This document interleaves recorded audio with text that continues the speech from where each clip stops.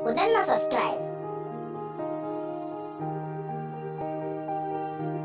Sannan ku danna alamar ƙararrawa domin ci gaba da samun shirye-shiryenmu a kodayaushe da zarar mun dora. Yan uwa assalamu alaikum warahmatullah, sannan mu da ƙara kasancewa tare da ku a wannan channel namu mai albarka na Hausa Program TV.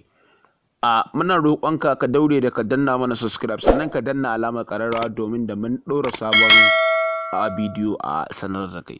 Insha Allah yau za mu nuna muku hanyar da zaka bi ka ajiye saƙonka a WhatsApp. Wani lokacin za ga an turo wani abu mai muhimmanci a WhatsApp kuma kana so ka ajiye saƙon ko a group ko kuma dai wani abu, to kuma ta rasa yadda za ka yi. Za ka ga wasu na ɗan buɗe group ne iya su kaɗai, iya mutum ɗaya ne a ciki da ke ajiye saƙonninsa, ko da kuma in WhatsApp ɗin kai SPI kai uploading to za ka yi asarar wa'annan abubuwa. To in Allah da za mu nuna muku abu yadda za ku bi ku ajiye saƙonku a WhatsApp ɗin kuma ko da kun yi updating ɗin sabo ba za ku yi losing ɗin, ko da a ce da inda account ɗinka ne ba za ka yi losing ɗin wa'annan document ɗin naka da ka ajiye a WhatsApp ɗin ba. Da farko za ka shiga WhatsApp ɗinka.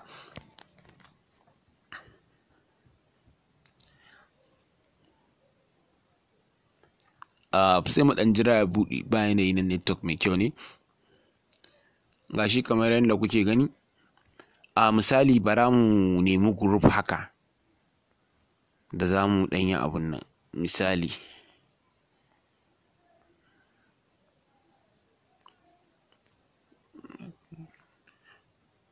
Misali bara na shiga wannan abun nan kamar yadda kuke gani gashi. Misali kamar wannan saƙon na gani sai nake so na ajiye shi, misali kenan. To yanda za ka yi ka ajiye shi, sai ka danne shi, za ga ya kawo alamar bulu sai ka ɗan taɓa wannan wajen. In ka taɓa ga wani waje da aka sa start ɗin nan sai ka taɓa shi. To shi kenan, bayan ka taɓa shi sai ka koma sai ka fita. To inda za ka ga wannan ajiyar taka shi ne, sai ka zo daidai wannan 'yan ɗigungunan nan guda uku na tsayen nan sai ka taɓa su.